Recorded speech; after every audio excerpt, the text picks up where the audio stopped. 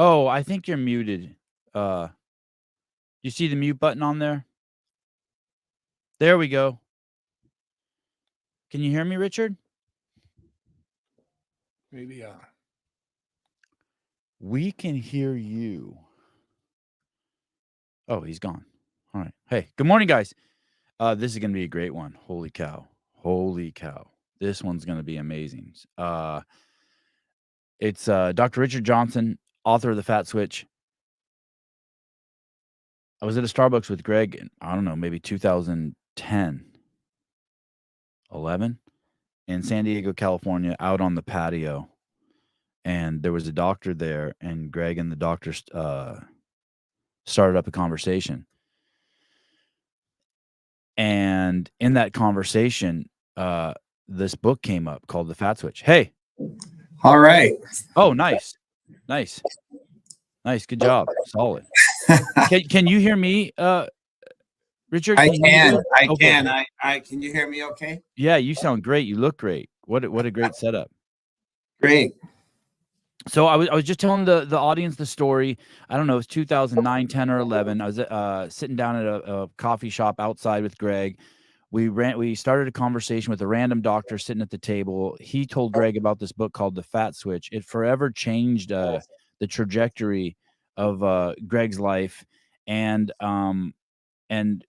through just a fortunate, I don't know, circumstances in life, I met a friend of yours recently, and he told me about you, and I'm like, wow, you're friends with Richard Johnson. He said, yeah. I said, I'd love to have him on the podcast. He said, I can make that happen. But I've never heard Greg say about anyone, hey, this guy should win the Nobel Prize. And he's a very smart man with a lot of really smart friends. And then I had the pleasure to watch the two of you interact and build a friendship, a couple of weeks ago out here in Watsonville. What a great thing. Thank you, Sivan. Yeah. No, that's very, very kind of you. These are really nice words. But yeah, Chris King was the doctor that you met. And yes, sir. He was a wonder. Unfortunately, he passed away, but he was a wonderful physician and scientist. And yeah, he was doing stuff with the Maori people of New Zealand and trying to help them. And really, he was a champion person. Yeah. This is the book that I started with. It's The Fat Switch. I listened to the audiobook. Absolutely fantastic. I cannot recommend it enough. Everyone should get this book. I promise you, money back guarantee from me. The value that this book will bring to you. We have a little bit of an echo. Okay. The value this will bring to you, your family, if you're a parent, if you care about your health. If you're not on a suicide mission, you should give this book a listen. Completely palatable for all levels of understanding. There'll be some really important ideas and things explained in there, and we'll touch on some of the big ones hopefully today.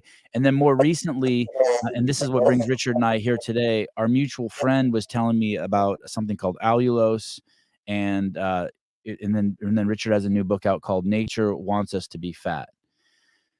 You have to get these, and I don't tell you guys that about a lot of books, but people always ask me, what are you reading? What should I read? What should I listen to? These are awesome. Yeah, I just bought the audio version. Yeah, and Craig, please get back to me and let me know what you think, because I think you're going to love these. I think you're going to absolutely be like, wow, I wish I would have read this or known this 10 years ago. Okay. Richard, I want to go back to before you were born. A long time ago. Yeah. Where were you born in what city? And tell me about the very beginning. Tell me about your parents a little bit. Oh, okay. Well, my father was an academic physician, and my mother was trained as a psychologist, but was a housewife. And I was raised in Madison, Wisconsin.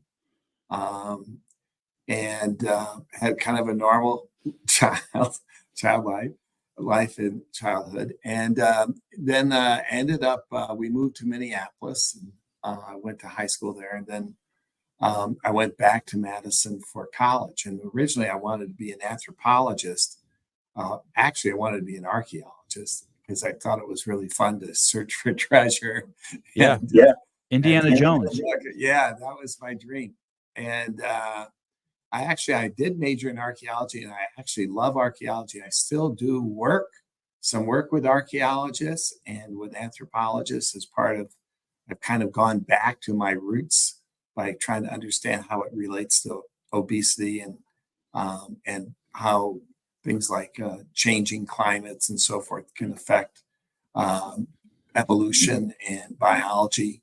But really, what happened was I fell in love with the questions of trying to understand um, what causes disease, and so I ended up becoming a physician and going into academic medicine myself.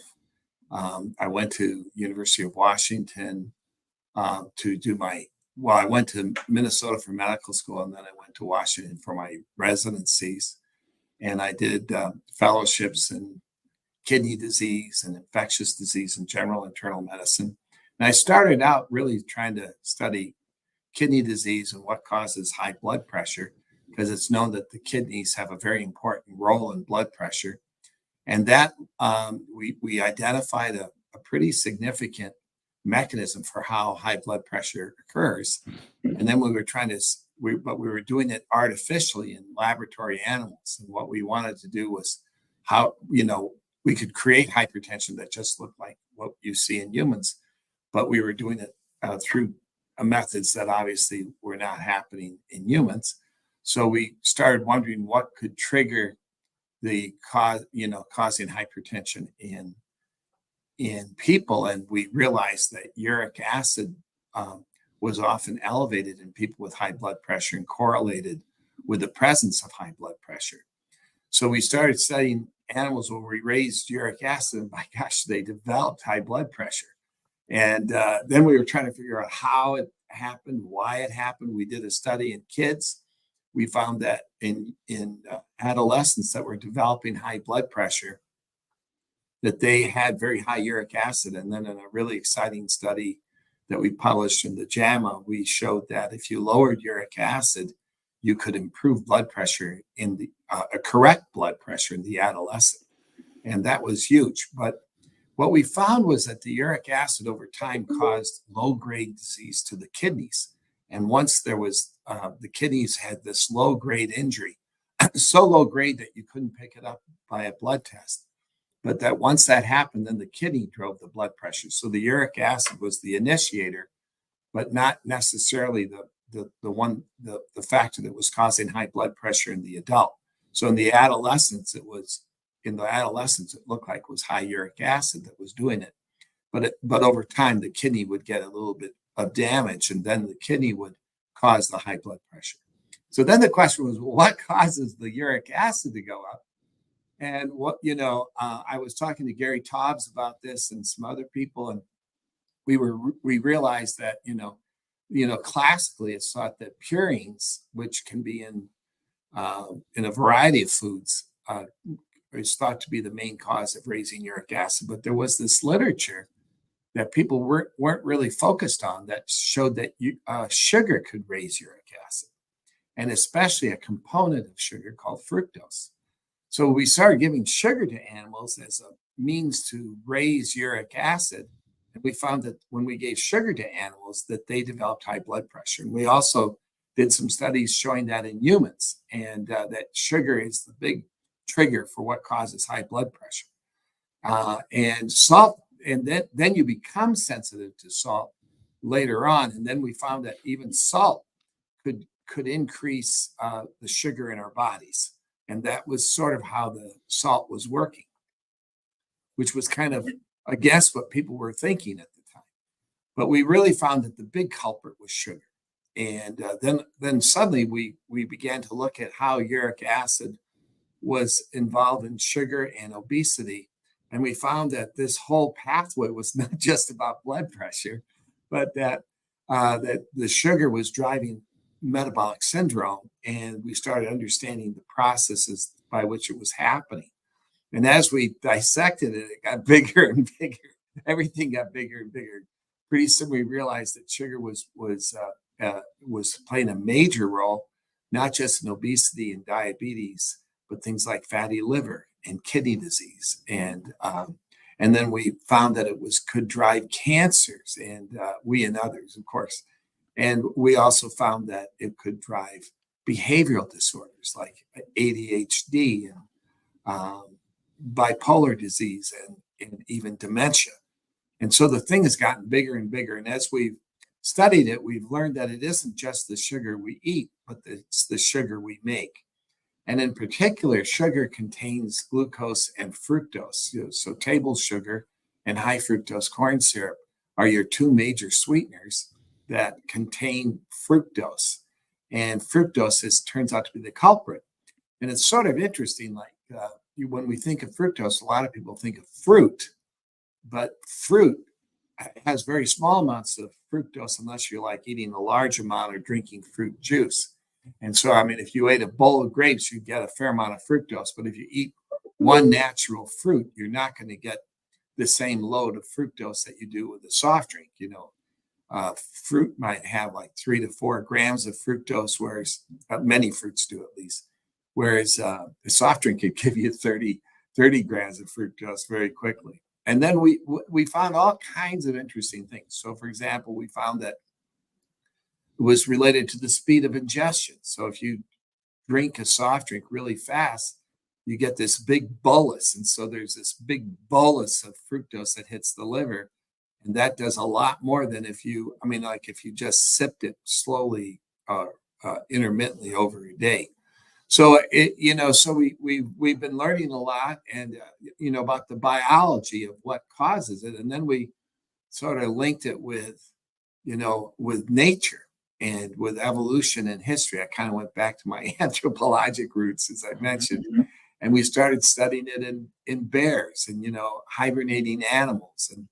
And there they want to get fat, but only certain times of the year. And they do it by triggering this biologic switch. And we realized it was a switch because when it's off, you can eat what you want and you will keep your weight. If you eat more one day, you'll tend to eat less the next. If you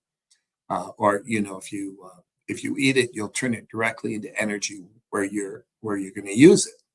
But when you activate the switch, what it does is it shifts the energy you make into fat. So it's sugar turns to fat.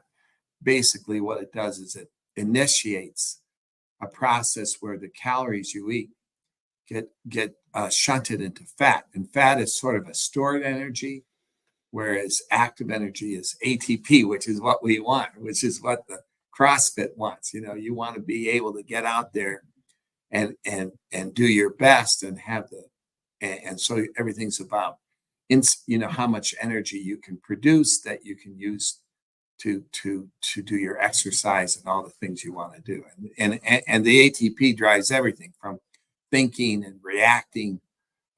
And so trying to keep high ATP levels is really important.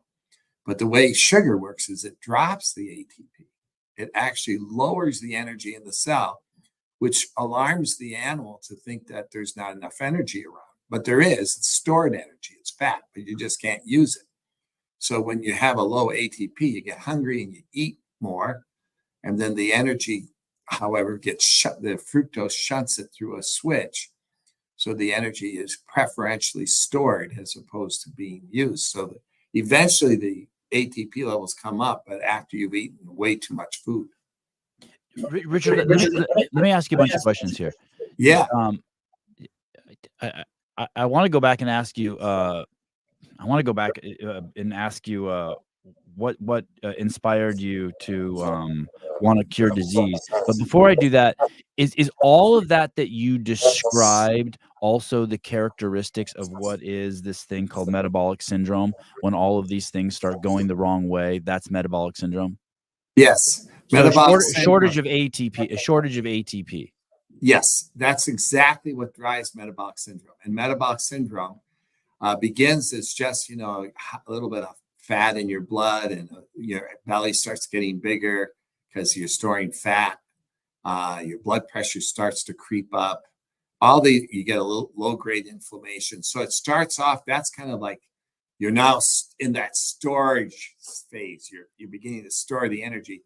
But early metabolic syndrome is like pre-diabetes. It's like pre-hypertension. It's like pre-fatty liver, and because it's all building, so people can identify it, and it's the process. But if you keep going, suddenly you have liver disease, kidney disease, hypertension, diabetes, and eventually all these other things. So it's like you're blowing a balloon, and the metabolic syndrome is developing, and it gets worse and worse. And when it pops, it's over. That's kind of it. Let me ask you this really abstract question. I'm going to make the presupposition that someone who's fit and healthy and strong walks the planet with less fear, and someone who's capable, like someone who can just jump over. Warrior. Yeah, someone who, if they hear a dog barking, they feel confident running away, or if they're crossing the street and a car pops out of nowhere, they can run across faster. I'm going to make the presupposition that someone like that walks with more confidence and has less fear-based thinking. And then if I take everything that you just said and I apply it to the psychological state of the United States right now, you're basically describing not only a physical incapacity, but something we don't hear about very often is a psychological incapacity. These people don't have the they're fear-based, and then on top of that, because they're incapable, right? They're incapable humans. And then on top of that, they can't think clearly because they have ADHD, and their body is they walk their daily life fighting hibernation. Yeah. Is there some yeah, so because it feels like in the United States there's a lot more crazy people than ever, just like I don't want to make it political, but just like you hear things like 2 + 2 is 4 would be the implications is it's racist because there's only one choice, and yet they can't explain it to you, and you're like,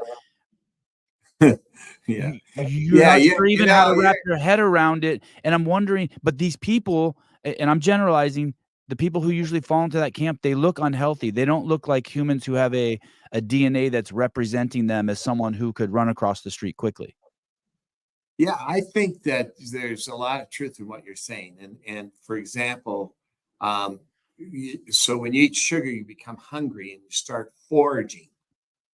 It actually induces a foraging response. And so you start looking around trying to find food and stuff like that. And it can stimulate addiction and craving. So the craving of sugar, the craving of alcohol is linked to these pathways. And these are, in the early phases, it can be a good thing. It can help you find stuff, right? But as it continues, it makes you not be able to concentrate and start developing addiction type behavior and start having strong mood swings and not be able to concentrate. And so things like bipolar disease is associated with high fructose levels in the brain, and diseases like ADHD are strongly linked with the same footprint as fructose does. And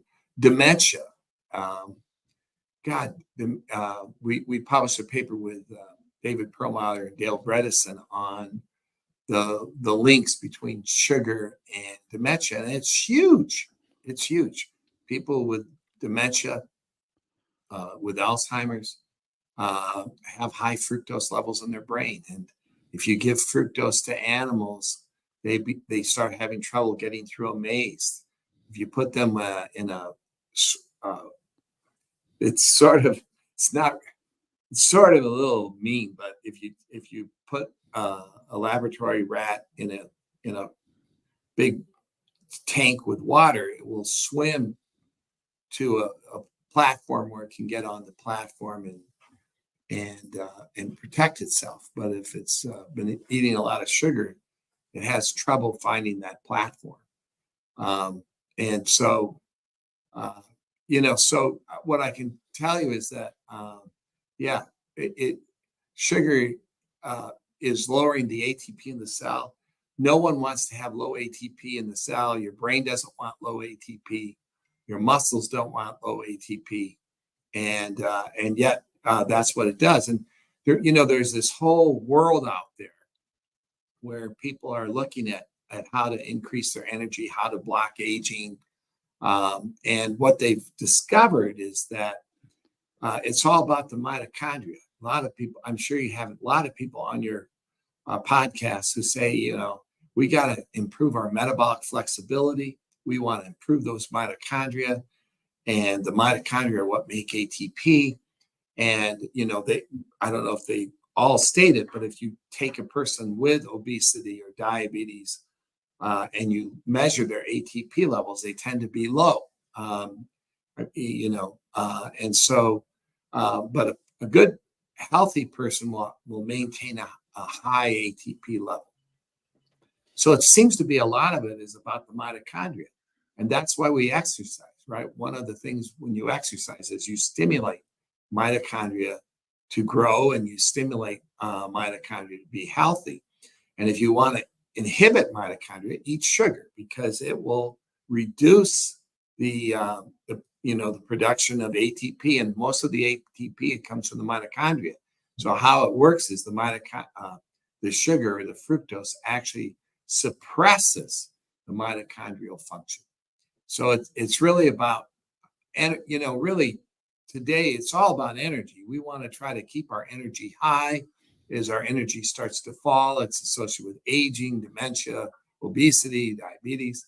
And what our group found was that there's this switch where normally you try to keep good energy, you try to be metabolically flexible.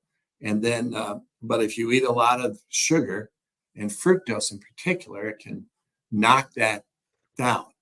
And you can also make fructose. And so when you eat a lot of carbs, like French fries, doesn't have a lot of sugar, but the salt and the carbs and the grease act together to generate fructose and to drive food intake. And so that's really interesting. Man, you're opening up so many doors. Richard, what's happening with our audio is your speaker and your microphone are too close to each other, because when I talk, do you have just a computer? Are you just on a computer and with the speaker and the mic? Okay. I got rid of the mic. Actually, you probably can see it, but when I had it hooked in, we couldn't hear me for some reason. Oh, interesting. So is this better like this, or? It's only when I talk, because my voice is coming out of your speaker and then through your mic. Maybe it'll just force me to talk less. Okay, here we go. And you're saying so much good stuff. First things, I want to go back to what you said about the speed at which you consume sugar, because I knew this guy. He was a professional arm wrestler. He had the most incredible physique. And he every morning started with a bottle of Coke, and he sipped it all day. And I would film with him all day when I would make these documentaries, and he would drink one Coke all day. As opposed to someone who drinks a Coke to let's say you just ran 5 miles and you drink a Coke to quench your thirst and you pour the whole thing down. Are there some real significant implications in that? Yes, actually. And we did a similar study where we gave apple juice, which is basically sugar as well. It's fructose, but concentrated fructose. And we had people drink it fast or sip it very slowly. So here's how it works in terms of this switch, okay? The way it works is that when you eat sugar or fructose, it gets absorbed in the gut and goes to the liver. And what's really important is what happens in the liver. That's where the switch initiates. And then when it initiates in the liver, there's a communication from the liver to the muscle, from the liver to the brain, from the liver to the fat. The liver is kind of like the king. It's the king. It's the king of metabolism. And it has all kinds of ways it communicates. Communicates through the blood, through the nerves, everything. So when you eat fructose, it goes to the liver. If you drink a huge amount of fructose in a very short time, the liver sees a high concentration of fructose because it comes in like a bolus. It comes in like a wave. And when the wave comes in, it's the concentration that triggers the stress to the mitochondria. There's this thing where you get this what we call oxidative stress. It's like it's like an electric impulse. Basically, it's something that will activate and injure what it hits. It's like getting a lightning bolt. And so when you drink a huge amount of fructose in a short period of time, this is why soft drinks are so dangerous, because we tend to guzzle it. We tend to drink it fast because we're thirsty. And so what happens is when we're thirsty and we drink it, and the sugar continues to make you thirsty. So you drink more and fast, and that wave comes in and it triggers this oxidative stress that damages the mitochondria. Bam. Now, if you're super athlete, if you're like a monster, I mean a super athlete and you're on the Tour de France, your mitochondria are super strong. They're super good, and you can drink a soft drink, and it will not seem to have much effect on hurting the mitochondria because your mitochondria are so strong. But if you did it every day, even if you're the Tour de France winner, you are going to hurt your mitochondria over time. You're not going to be as good as you would be if you didn't drink it. Okay. Still might be incredible, right? Now, your friend is this super athlete, probably has very good mitochondria, and he's sipping the fructose. And so it's trickling in. And because it's trickling in, it may not reach the concentration to damage the mitochondria. In which case, what happens is it just turns into low amounts of glucose. It can go both ways. Fructose can be in the big wave. It will hit as fructose and boom. But very small amounts of fructose. This was shown by a guy at Princeton who's a friend of mine, Josh Rabinowitz. Josh showed that if you drink just tiny amounts of fructose, it gets converted to glucose. And, in low levels, glucose is obviously good. Well, not obviously, but in low levels, it can be good because what really makes glucose bad is when you eat large amounts and the blood levels go up and insulin stimulated and large amounts get converted to fructose. But if you keep your blood glucose levels relatively normal, what you're doing is you're providing a low level of glucose that does not actually convert to fructose, does not cause oxidative stress, etc. So anyway, so if you were able to eat a piece of cake over a 24-hour period, it will be much less damaging than if you ate it all at once and in one big moment. And so it's an interesting thing. This is just how biology works. Now, one of the things that I tried to do, where I got interested in, and I don't know if it's okay to start talking about this, is that when we started studying this and looking at these things, we wanted to know how you could increase glycogen levels in the liver and muscle without having to raise it in the blood.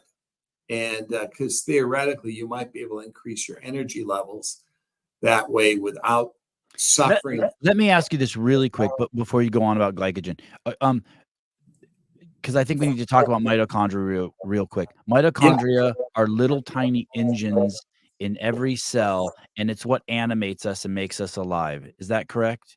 Absolutely. Okay. Absolutely. And we would be an anaerobic amoeba without them, Right. And then mitochondria need fuel, and there's a couple kinds of fuel that they can use, but the carb version is they can only use glucose.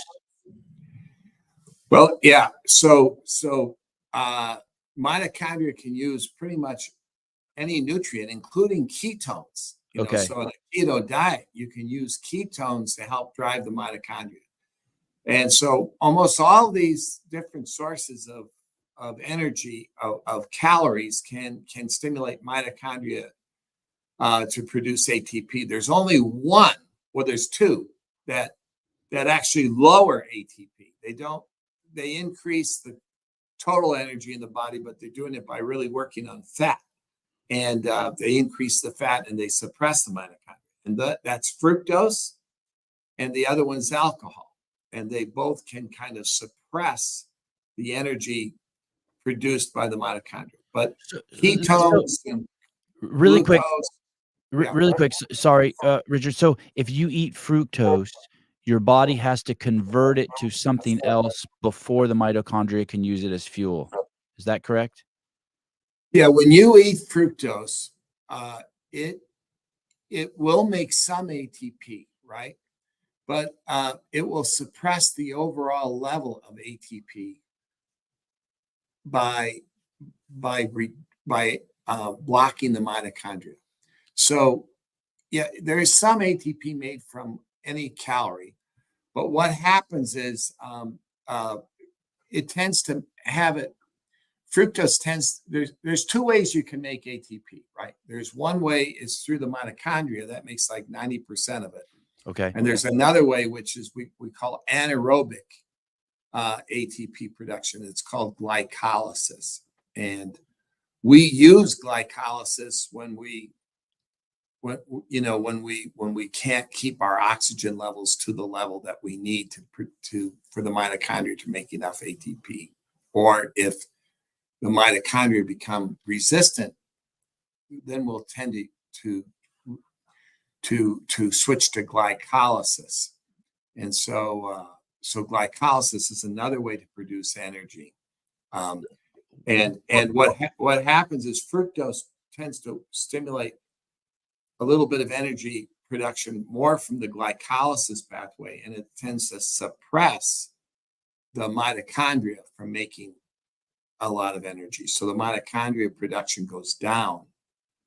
And so the total ATP in the cell tends to fall because the mitochondria is the big guy that makes most of the ATP. Sorry, I think you answered this, but I'm going to push anyway at the and probably sound stupid. My understanding is that mitochondria has two gas tanks. One you can put ketones in, and that will get them working. Right. And the other one is glucose. Right. But if you eat sucralose or fructose or high fructose corn syrup, it has to first be converted somewhere like in the liver or kidney into glucose. Am I understanding that right? And then Yes. Okay. That's more or less right. Yes. Okay. So, and then so you were talking about how can we get it a sugar, I don't remember which version of sugar, but into the muscles as directly so that the mitochondria and the muscles can use the fuel as opposed to having it swim freely through the bloodstream, which is bad. Okay. Yeah. It is sort of confusing. The way to think about it is, glucose is a major fuel system for producing energy, right? But you can do it with ketones and so forth, and even fats can be used to make energy, of course. So, but the issue is, like, when you have metabolic syndrome, is you become insulin resistant, and so when you become insulin resistant, you have trouble getting glucose into the muscle, and so many people have that keto diets and so forth can help reverse that insulin resistance and also stimulate the production of ketones, which can be used as a fuel as well. So, low carb diets have a lot of benefits, right? So low carb diets have a lot of benefits because they remove your exposure to fructose, because fructose is a carb, and so and you can get fructose mainly from sugar, but you can also you can make fructose, but you only can make fructose from carbs. And so a low carb diet tends to reduce the amount of fructose that you eat as well as you make. This tends to reverse the insulin resistance, which improves energy delivery to the muscle. And at the same time, you generate ketones if you're on a ketonic diet, which can also provide an energy source. So there's a lot of reasons why a lot of people like low carb and keto diets, not just primarily to help reverse insulin resistance and to try to switch off from that situation of metabolic syndrome where you're suppressing the mitochondria to stimulate the mitochondria. And exercise is also a really good way to stimulate your mitochondria. It's not just about making the muscles stronger and you look better, but it's actually improving your biology inside your body. And so if you can keep your mitochondria healthy, you're going to live longer, you're going to age slower, and everything. And so, there are different approaches to try to improving mitochondria, but exercise remains probably, it's probably one of the main benefits of regular exercise. Daniel Garrity, holy shit, this guy's been cited 120,000 times. Richard, I'd like to tell you another story. There was a CrossFit Games champion named Rich Froning. He was the fittest man alive 4 times in a row. And I had the pleasure of, on 2 different occasions, hanging out with him for like 10 days straight. And the most I ever saw him consume at any one sitting was a glass of chocolate milk. But whenever I saw him eat, it would always be just one like heaping tablespoonful of like egg salad or tuna salad, or he would just take a bite of something. And he always fueled himself when I was around in really small portions, like really small, like he fueled as needed. Yeah, that's really a great insight. It is true. When you eat a lot of food at one time, you're gonna the odds of raising your blood glucose go way up, right? The odds of getting a fair amount of fructose, increases the more that you eat in general. If you're if you're on a ketonic diet, but and he was eating a lot of protein, which is so good. Yeah, and very small portions. And just frequently. Yeah, that's sort of an interesting idea. It would be fun to study that kind of dietary habit. There's a lot of push to do intermittent fasting right now, where the benefit is to help you burn fat. But this person who actually was in great shape and didn't have to burn fat, just fueling low levels throughout the day is sort of an interesting idea, because it might keep everything kind of metabolically stable, right? Right. So, yeah, that's brilliant.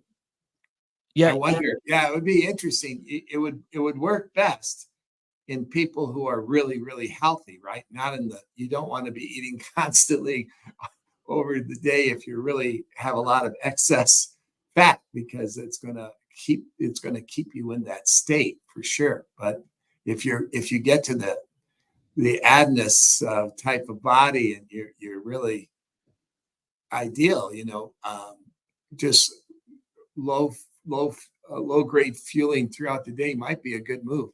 It would be interesting to study. I want to derail you a second and go back. When you said in the very beginning that you wanted to know what causes disease. Do you remember what caused why you wanted to do that? As opposed to cure disease. I think a lot of doctors want to like learn information and then use that information to help the world, whereas you wanted to find, like, it seems like you were actually an archaeologist. You wanted to find something new. Yeah, actually, so when I was on the wards, I really enjoy seeing patients. Very, very, I love the practice of medicine. And, I would see these people with diabetes or obesity or kidney disease, and everything is about treating the disease. But I began to think, it's much, much more interesting to understand what causes the disease, because if I could prevent the disease or reverse the disease, it would be so much better than just treating high blood pressure if we could reverse it. It would be so much better to reverse obesity completely rather than to be treating the complications. And so very early on, I became much more interested, and I started doing this trick. Like I became interested in why people think that this treatment or that treatment is good. So I would start reading about the treatments, but I would go back to the first papers and try to understand how did they discover that this treatment worked. And then I became even more interested, and I would go way back in the literature to understand when they first recognized the disease. And here's a really interesting thing. Obesity really wasn't common till like 1970s. But if you go back in the literature, you can see that obesity was increasing in the United States as early as 1900. And the early scientists, when obesity was only present in 3 out of 100 people, when it's kind of an uncommon disease, it's much easier to look for the associations. And there was this guy back in the 1920s who was he was the New York City health commissioner. His name was Haven Emerson. And he was very interested in what was causing diabetes. And back then it was like 5 cases per 100,000 people. I mean, it was like really uncommon. And when you look at it, when it's uncommon, it's easier to pick out the associations. And he found a dramatic association with sugar intake. And so, later it was much harder. It's much harder to, show associations when everybody's eating sugar to different degrees. But back then, sugar was so expensive that only the wealthy could afford it. And like the African American back then did not have an increased risk for diabetes. They had a lower risk, showing that it isn't genetics, it's probably diet that drives diabetes. And so we see this reversal now. And it's been shown that, like the African American tends to eat more sugar and on average. Same thing with Hispanic population, Native American population, and so forth. But Hey, there was a Clint Eastwood movie he directed. It was a Western. It was really long. It was one of his more recent ones, maybe like 10 years ago. And him and Robert Duvall are going for the final fight scene, and they go to the store to buy some supplies. And one of the things they buy is a candy bar. And right before they get in the gunfight, they each take a bite.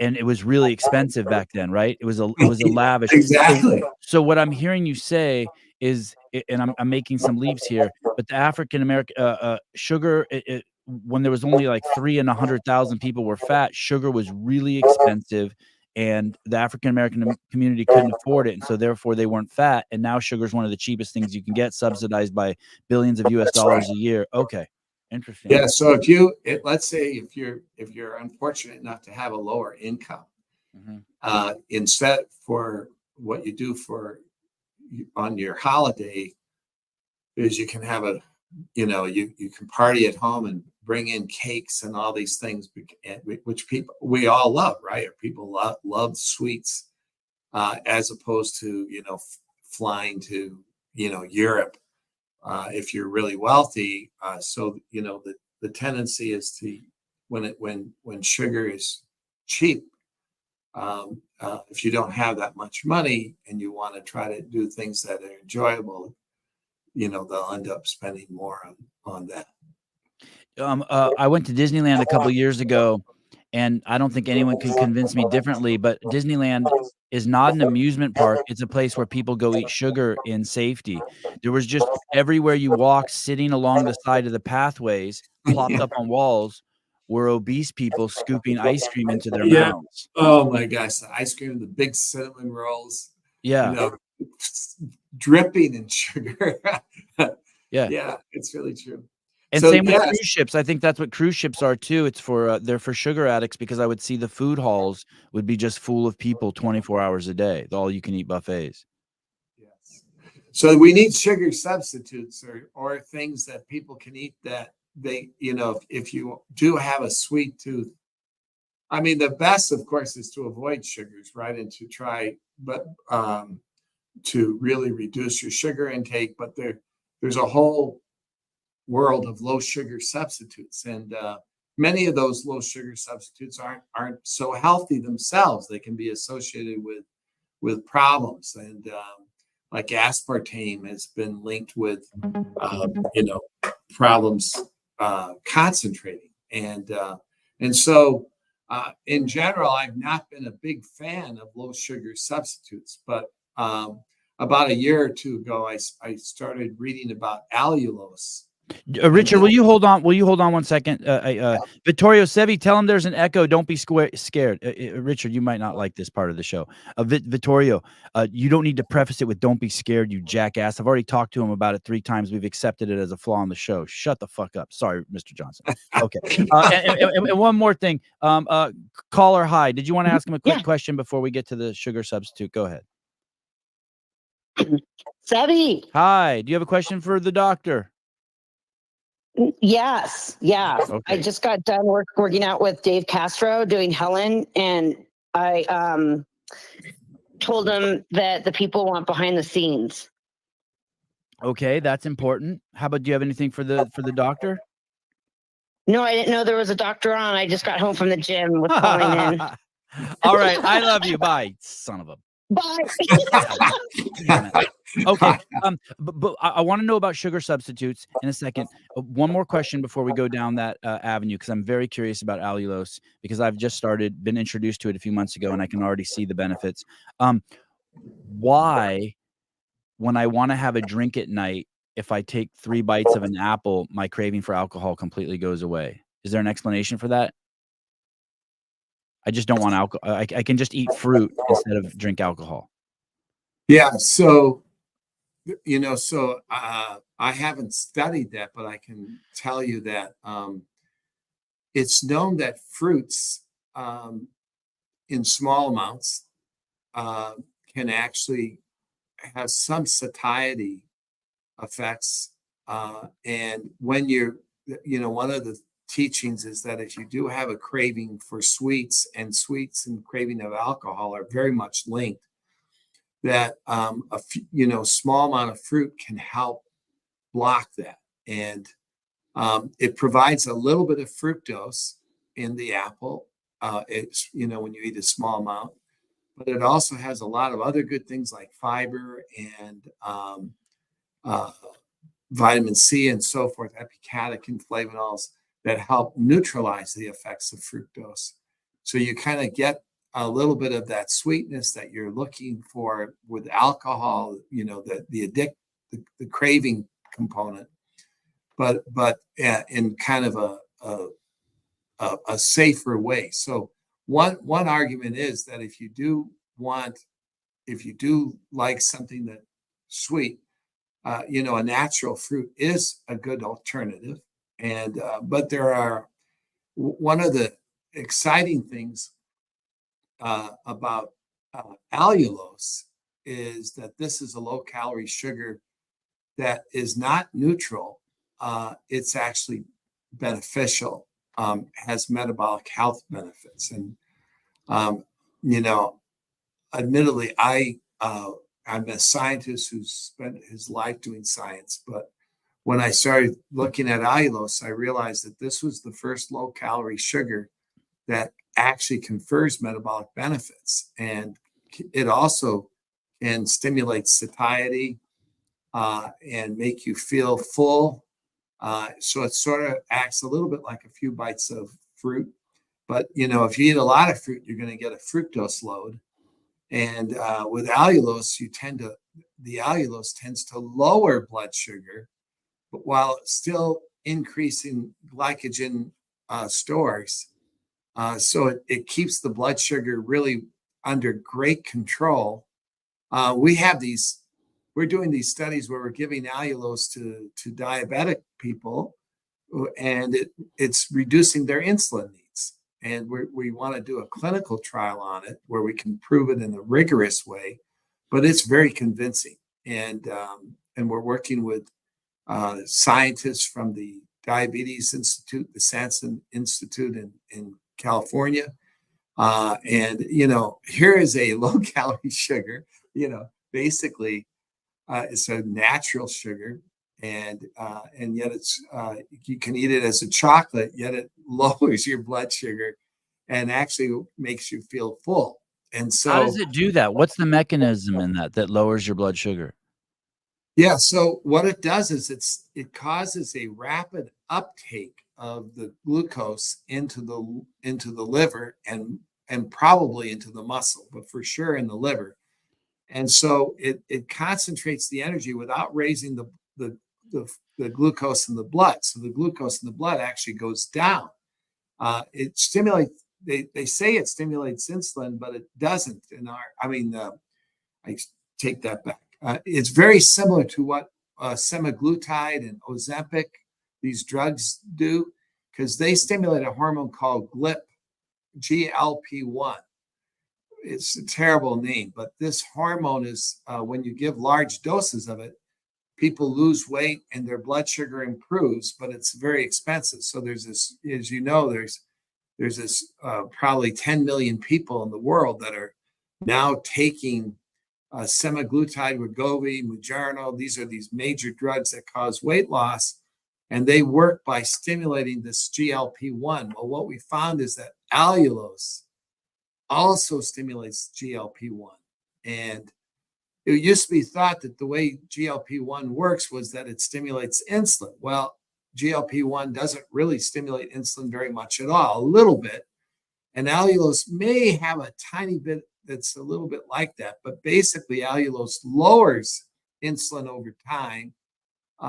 Maybe at 5 minutes, there's a small stimulation, but basically allulose lowers insulin and moves glucose into the liver, which is what these GLP-1 agents do. So it's basically mimicking what these expensive treatments are, but it's doing it in a gentle way and with the meal. So when you stimulate this GLP-1, allulose stimulates it for a couple of hours, whereas if you take the injection, your GLP-1 levels are high all day long. So when the GLP-1's super high, you're going to lose weight more rapidly, but you're also going to get a lot of side effects.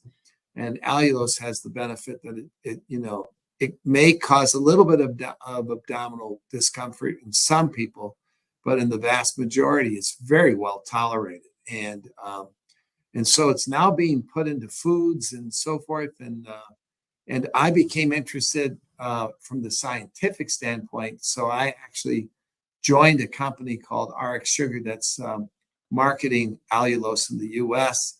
And my job is to try to look at all of its benefits and potential any issues with it, and is it safe, blah, blah, blah. But it looks very safe, and it looks like it's beneficial. And so we're kind of I am pro allulose. And yeah, these are some of the products that are out there.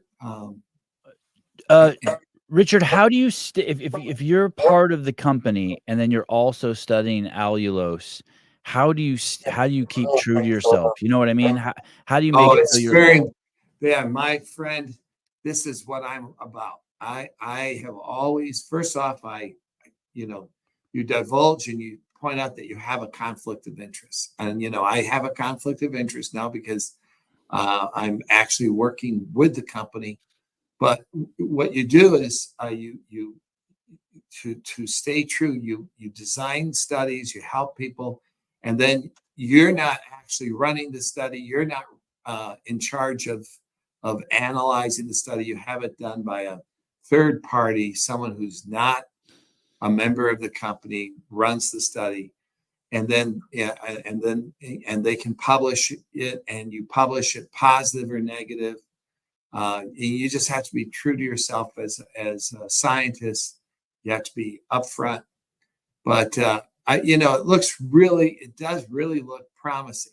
It lowers blood sugar, for sure it does. And in fact, you can just there's plenty of videos on this, I think. And but what we really want to do now is we want to do a clinical trial, ideally at one of these diabetes institutes like the Sanson, to actually, in a rigorous way with placebo control, do the study and publish it in a top journal under peer review and everything. So if any of you have any interest in investing in the research of allulose or in investing in the company, you can reach out to me. But yeah, I have started a research institute that is a nonprofit, and all the funding is going to go to do research on sugar. It won't all be allulose. I would like to, for example, prove how these GLP-1 agents work, and why is it that semaglutide works? And I think it's because it's interfering with the fructose pathway. We have some evidence for that. And so I would like to further this. The more I can further the science and further the treatments, the more I can help people. So that's where it's at. As far as your journey as a scientist has gone, you stumble across allulose. Tell me about when you first heard about it. Were you skeptical, and where does this rank amongst the exciting things you found in your career? I was skeptical initially. I do, in my nature wants us to be fat. I do talk about allulose and say that it looks, at initial level, it looks very promising, but that it needs more studies. And so, but as I've studied it more and gotten involved with it, I'm becoming more and more excited by it. I think that, gosh, health, it's always best to do things if you can exercise and have a wonderful, if you're very careful with your food selection and you're really healthy, you may not need allulose, right? But if you're overweight and diabetic and you want to try to, you have a sugar craving, it's very hard to get off sugar, and so you may find yourself relapsing, or you may have very big problems with your blood sugar. So then, the keto diet's great. There are these other approaches, drink more water. These are all great moves, but maybe you need a little more help. And so when I found allulose has these benefits, it's the only low calorie sugar that is actually beneficial.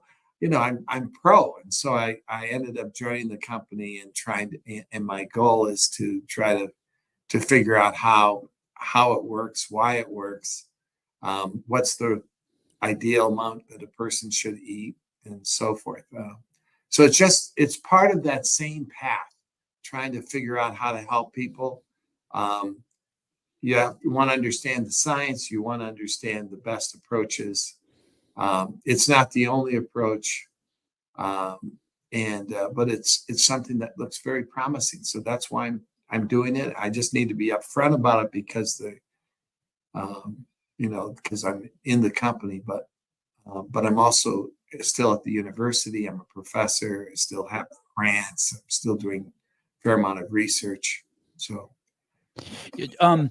these bars, I have a bunch of them. I got them from our mutual friend Dan, and I don't have good control. Like if I open up a bag of M&Ms, I don't eat 3. But for these things, I never eat more than 1. Like I eat 1, and I'm like, wow, okay, I'm good. Yeah, it's kind of weird. I think it's because it's stimulating GLP-1. So it really has. Is that bad though? When I hear you say that, because I think of Ozempic and as like, I just hear all the bad stuff about it now. Well, so they're being shown to help people with obesity and diabetes and so forth, but the big, so they can really help people for sure.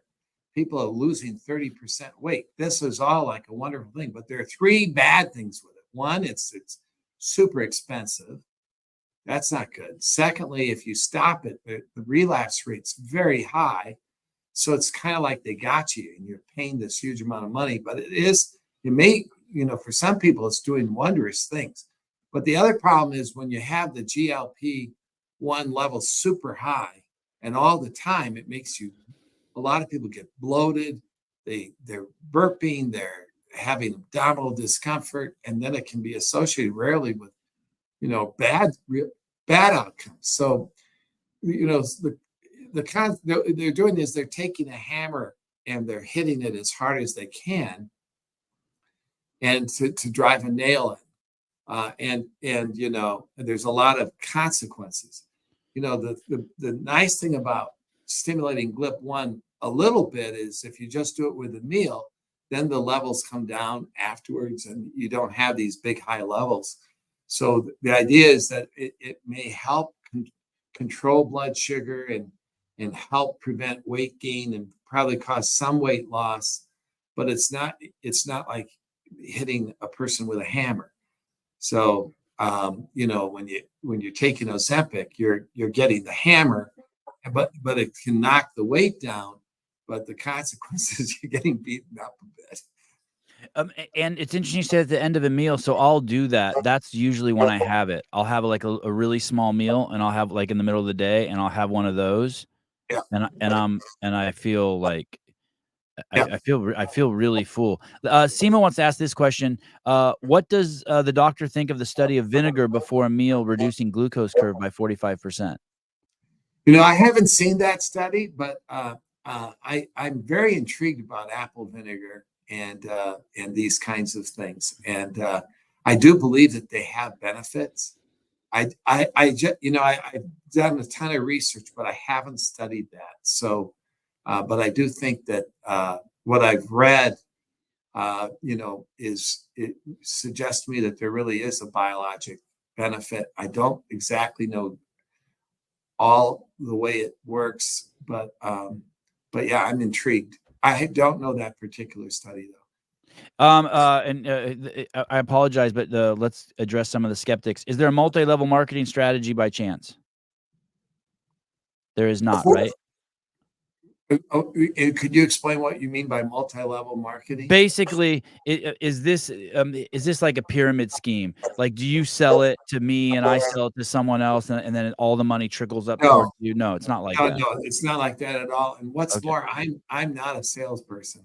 Right. I'm the chief science officer. My goal is to try to figure out how it works, Right. why it's beneficial, make sure it's safe. It's already viewed as safe by the U.S. government. It's already out there. People have been taking it for years. So I think the safety part is pretty clear. But what about just a handful of raisins or a couple figs? Does that have will that give you the allulose you need as opposed to? Allulose is in figs, but figs are really concentrated with fructose. They're the richest. Of all the fruits, they have the highest fructose content. I love figs. I know. A really ripe fig that's like broken open. Maybe a bird's already pecked at it, and I just suck it out like juice. If you eat a fig, it's great. If you eat 100 figs, it's really bad. I usually eat about 80.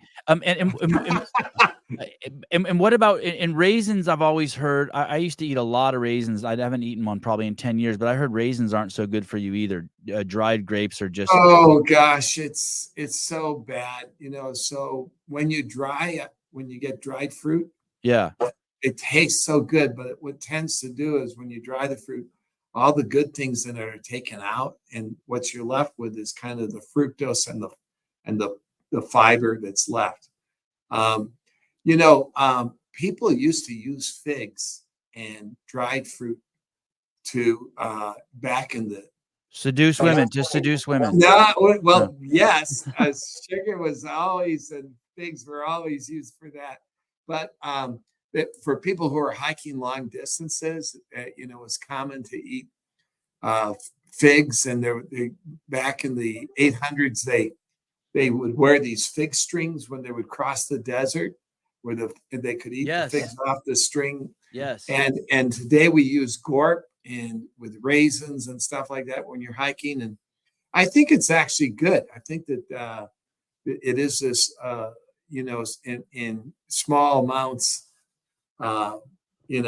probably does provide some source. When your energy levels are really, when you're trying to hike long distances, it's good to eat salt and a little bit of fructose and water. Probably it probably is good, but as I mentioned, at low concentrations, fructose gets turned into glucose. But at high concentrations, that's when you see this drop in ATP levels that you don't want. So I wouldn't eat large amounts. Small amounts. When I grew up, these were always in my house. We always had figs on strings. I never knew it was for hanging on your neck. Like, I didn't know that was like the history of it. But I grew up in this Armenian household, and we always had, and they were it was the most unappealing looking food, but it was so good. But I mean, Yeah. it looked horrible. Yeah, no, I actually, my archaeology interests, I would see that way back in the 800s, way back in the Middle East, the fig strings were very commonly used in people who were traveling. Yeah, that's fascinating. I didn't even know that's what that There was. it is. When you eat allulose, where does it? So if I eat high fructose corn syrup, it has a certain pathway that's bad, right? It like does it go to the liver first? Is that where it goes? Yeah. So high fructose corn syrup is a mixture of glucose and fructose at very high concentrations, right? Like 55% of a high fructose corn syrup, it will be like fructose and 45% is glucose. So when you add it to foods, you're really sweetening foods. When you put it in soft drinks, you really can get a large amount. So it's one of the easiest ways to get a lot of sugar, and it's liquid and it can mix into food real well. So they can even add it to foods in small amounts and to make it just a little sweeter, which makes it more attractive. But the problem is that you're really getting a fair amount of fructose. It turns out like high fructose corn syrup and table sugar to combine make up about 15% of the average diet in America, and so that's a huge amount of sugar, and so people are eating like 150 grams. I would say 75 grams of sugar a day probably, and so that's a fair amount of sugar, and when you eat it, the fructose, a small amount of it is inactivated in the intestine to convert it to glucose, where it's used by the intestine. But much of it will get past that, and when it's at high doses, and then that gets to the liver, and when it's that wave that causes the oxidative stress and the damage to the mitochondria. And if you eat a lot of glucose, and your blood glucose will go up, and the glucose concentrations in the liver can get very high. And when that happens, the glucose gets converted to fructose.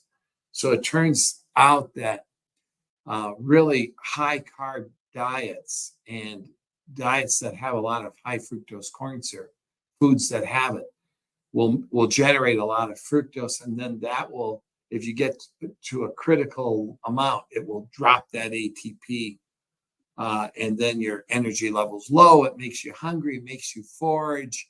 It may increase your activity for a brief period of time because of the foraging, but basically it's making you hungry, driving, activating these processes that lead to insulin resistance and all these bad things.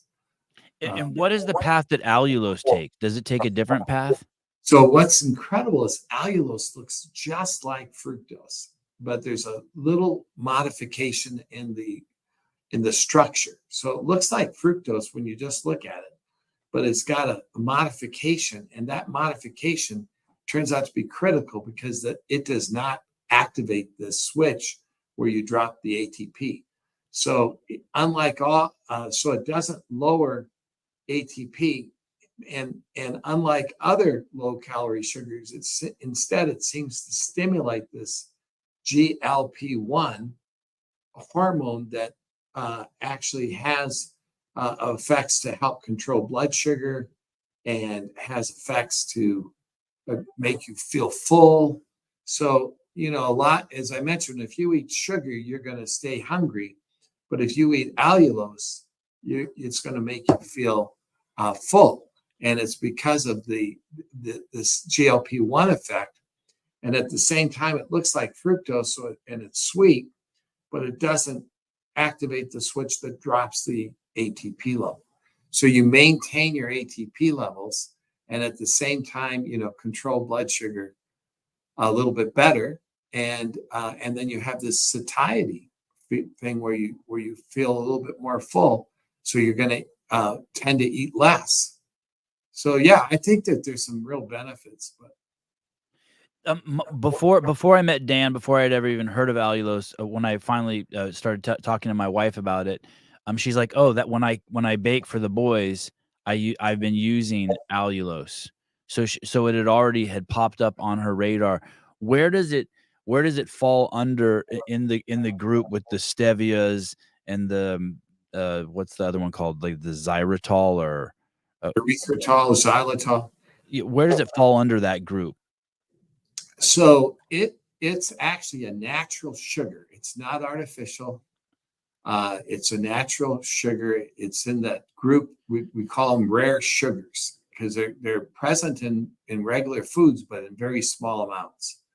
And this, so it looks like fructose, but it doesn't activate. So when you eat it, you do absorb it, and then you pass it out. You excrete it unchanged in the urine. So it kind of goes through the body. And so things like sugar alcohols like xylitol, maltitol, you know, these also are sweet, but they act differently. This is an actual rare sugar. It's not a sugar alcohol. Stevia is a derivative from a plant. It's what we call a glycoside. And this is not a glycoside. This is an actual sugar. It looks just like fructose, but it just doesn't activate the switch. It's about 70% as sweet as table sugar. So it's not as sweet as table sugar. It's not as sweet as fructose, but it's still pleasantly sweet. And a lot of people, you know, do like it. Yeah, I think it's plenty sweet. I think the bars are amazing. Yeah. Thanks. Thomas DeLauer just did put out a video on this, pretty interesting. Yeah, he just did a great video on it. Thomas DeLauer did a great video. Wow. Yeah. And what he did was he focused on the clinical studies that have been published that definitely show that it's tends to be a beneficial sugar. How about that? A sugar that might be a little beneficial. I know it's so hard to get I've just been programmed that anything with the S word in it is wrong. Right. Tell me about switching subjects here. Tell me about beer in yeast. Is beer just an absolute no-no? Oh gosh, you know, I'm in a generation that I think every generation we have a lot of people who love beer, and especially on a hot day after working out or something, it can be very pleasant to drink a beer out on the patio, and a lot of people drink a lot more than one beer. And we've always known that, you know, if you drink a lot of alcohol, it's not great. But it turns out that of all the alcohols, this is so disappointing. I'm sorry to tell you this, but of all the alcohols, beer is the one that generates the most uric acid. And remember that uric acid is part of how sugar works. And so beer is by far the most powerful at raising uric acid. And part of it is from the brewer's yeast. So yeast generates the most uric acid of any substance. And so when you have brewer's yeast, it tends to raise uric acid more. And in fact, non-alcoholic beer also raises uric acid. And so it's sort of bad news. Plus, alcohol activates a process to make fructose and generate uric acid through that pathway, but also alcohol itself raises uric acid. So you have the effects of alcohol to raise uric acid, and plus you have the parts like brewer's yeast that also raise uric acid. So beer turns out to be probably the equivalent to a soft drink. The way to think of it is if you drink a beer, it's probably equivalent to drinking a soft drink in terms of its impact on your body. Having said that, if you are like your friend and who sips very slowly and takes time to drink it, that would be much safer than to drink it all very rapidly. And likewise, we know that hydration, drinking water, is very beneficial. And but anyway, it's probably if you're not a beer drinker, you're probably in good stead. It's probably a good thing. If you are a beer drinker, quit. Either quit or try to reduce. But I know how people love beer. It's I disappoint all my friends at parties when they come up and tell me. I go, no, you really don't want me to say this in front of everybody, right? Because everybody's, but it is better not to drink. Richard, do you have any thoughts about nuts in general? Like pistachios, almonds, macadamia nuts? I do love nuts. And I do think it's possible to eat too much cashews and things like that. And some of these things have fat in them. And especially if you're not on a low carb diet, sugar and peanuts can probably add to each other. But by themselves, nuts generally are very good. And I'm pro nuts. I try not to eat salted nuts because I've discovered that in our research that salt potentiates the effects of sugar and carbs. So like that salted pretzel on the bar is going to be converted into more fructose in the body than a pretzel without salt. And French fries that has a lot of salt on it is much more dangerous than a baked potato that has no salt on it. And then one of the interesting things is when you eat fructose, you actually start to crave fat. Once you start developing leptin resistance, then your craving for fat goes up. And what's interesting is fat is the calories that really drive weight gain. So it's like sugar or fructose makes you hungry.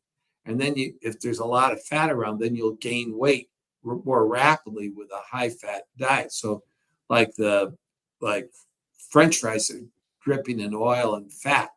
So it's interesting if you're on a low carb diet and the fire is not, and you don't have leptin resistance and you don't have craving and your desire, your food, your hunger is less, then you can be on a high fat diet or a carnivore / high fat, a keto diet, basically.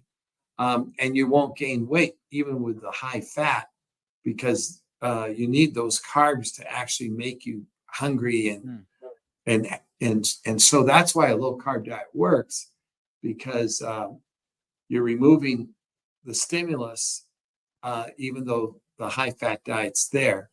Whereas if you're on a high carb diet and you increase your fat, you're going to gain weight faster because you're going to eat more of it, and your appetite regulation's been altered. Does that make sense? 100%. Hey, tell me about leptin really quick. Tell me about leptin and leptin resistors, because when in 2020 I started digging around about T cells, and and one of the things that I discovered, and wasn't a lot of literature on it, is that in the body, I didn't realize how complex really the body was, is that leptin receptors had multiple duties, and one of them was communication. If I remember correct, is the hypothalamus would use the leptin receptors to dispatch T cells to fight disease. And so that if you were leptin resistant, your immune system would be significantly compromised, because one of the other components of the leptin receptor was to put NK cells and T cells into action, natural killer cells. So, and I was blown away by that. I was like, oh shit, I bet you we have a lot of leptin resistant people, and the implications of what that does to your immune system is probably not studied very well. Can you tell us about leptin, what leptin is? Because people always talk about insulin, but no one ever talks about leptin. Yeah. So this was a big discovery years ago, that there's a hormone that actually kind of regulates food intake and energy expenditure. And it wasn't insulin. It was this hormone called leptin. And basically, if you knock out leptin so that the animal cannot make leptin, they eat more and they tend to exercise less. And they become very, very fat. And leptin knockout is one of the best ways to make an animal fat and tired. And so everyone thought that this should lead to a Nobel Prize, because the treatment of obesity was going to simply be to give leptin to people, because if you lack leptin, you become fat. So, and if because it signals your body that you're full, right? When you produce Right. leptin, it tells you to stop eating. Right. Okay. Right. And also because it affects energy metabolism and the immune system and all these other things. It's a very, very complicated hormone. But it's the thing that everyone talks about is that it regulates food intake. So and if you knocked out leptin in a mouse and you gave it back leptin, it would lose weight. So then what happened was everyone started giving leptin in experiments to people with obesity, and they didn't lose weight. And they said, well, why is that? Well, it turns out that the mechanism causing weight gain in people is associated with a resistance to leptin. And if you measure leptin levels in a person who's obese, they're high to begin with. And so, there are a few people who do have a genetic cause of obesity where they don't make leptin, and those people do respond to leptin, but it's like 0.1%.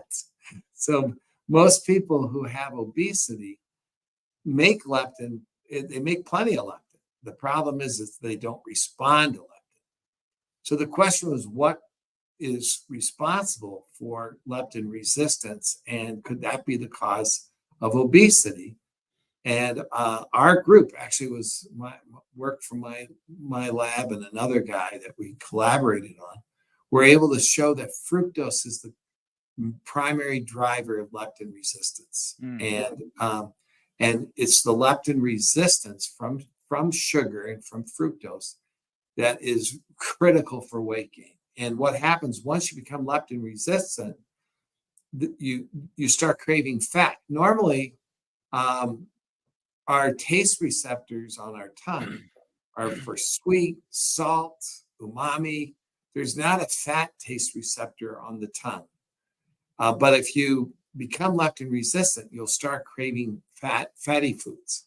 And the fatty foods have 9 calories per gram, so you can gain weight much easier with a high fat diet if you're leptin resistant.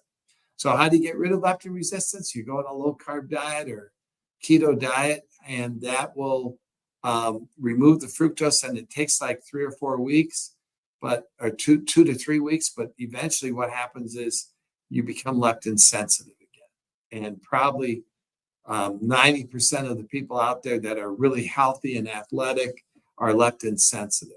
And the majority of people who are overweight are leptin resistant. So leptin is really important, but you can't cure it by giving leptin. What you have to do is you have to make the tissues sensitive to leptin. And the easiest way to do that is to cut back on these foods that raise fructose or contain fructose. And the big ones are sugar and high fructose corn syrup. And again, it's like, it isn't just the amount, it's how rapidly you eat it and all those kinds of things.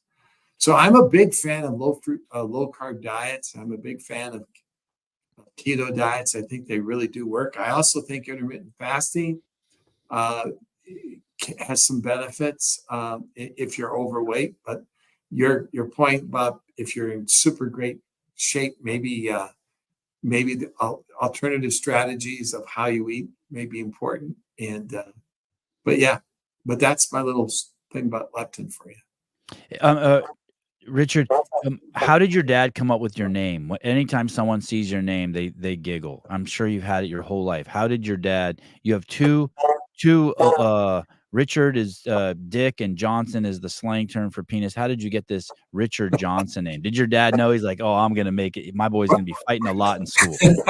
Well, my father's name was J. Richard Johnson, and his nickname was Dick. Okay. So his nickname all his life was Dick, and he is J. Richard, and he made me Richard J. But I was smart enough to not pick Dick as my nickname. Yeah. So as a kid, I was Ricky, and then I became Rick as an adult. So people call me. Did he Rick. know? Did you ever ask him? Where you're like, Dad, how about Peter Johnson or like Mike Johnson? Like, what are you doing, Dad? What are you doing? Did you ever ask him?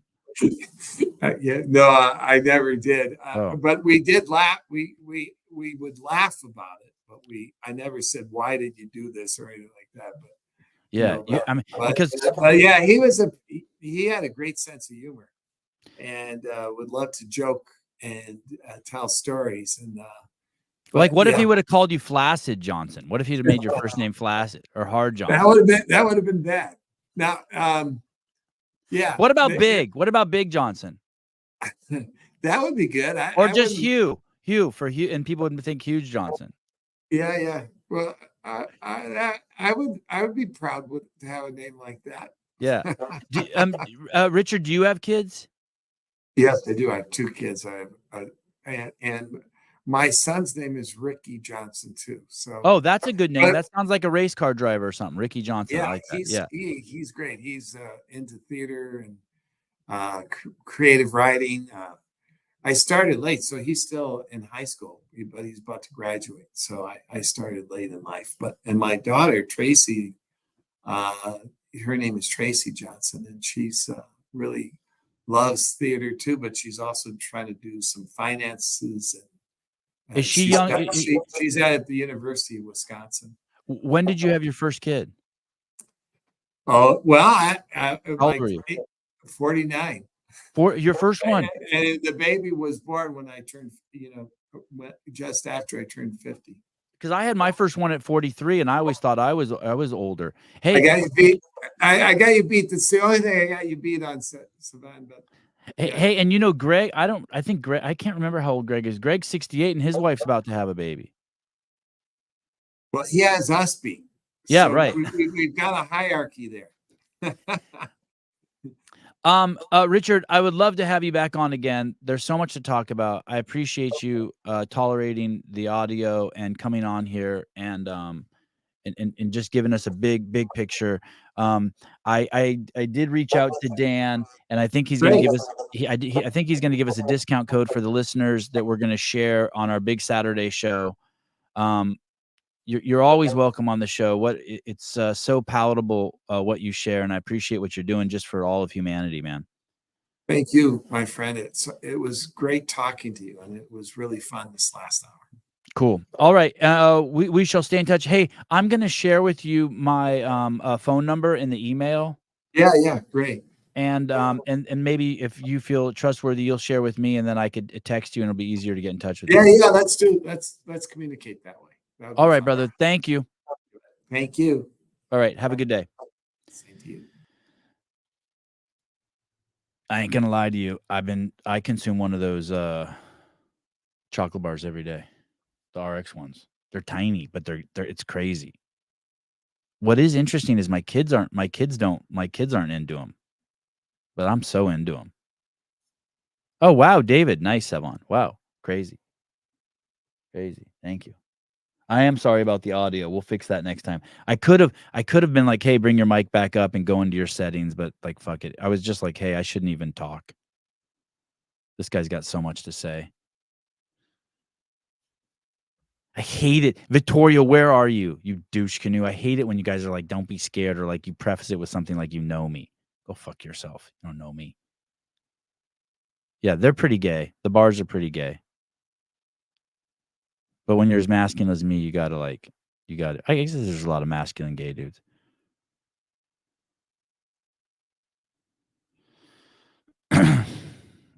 My goodness, David, the new profile pic is outrageous. What? Let me see. Oh my God. Holy shit. Jeez Louise. Tom Landry, good interview, Sevon. Yes, keep it coming. All right, I'm taking the kids to surf camp. Oh my goodness. So that's 2 days in a row bad audio. Bad audio last night with Jack De La Maddalena. So bummed me out. And then this show, Mickey Mouse fucking operation. Last week on the Kill Tyler Watkins at his fucking mom's house. All these bad, like, we're too good to have bad audio.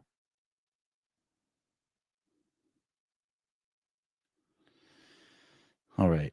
I don't want to go. I want to hang out with you guys, but I got to go. I really do want to hang out with you guys. Oh, great. Thank you. My sister texts me. I hear feedback. Thank you. Great. I hear it too. Oh, shut it, Rosie. Your show's... Oh, nice shirt, Rosie. I like that. Nice tummy. Mwah. Mwah. All right. No, it's soft. It's soft. It's not crunchy. And it's really chewy. It's like caramelly. I think you'll like it. And you know what's crazy is like you won't eat them. You won't eat 2 in a row. There's no fucking way you'll eat 2 in a row. And I am a huge gorger. I'm like, yeah. And they can, and it's crazy. It's weird. I don't really know how to explain it. I didn't like the comparison to similitude, but anyway. All right. What's next?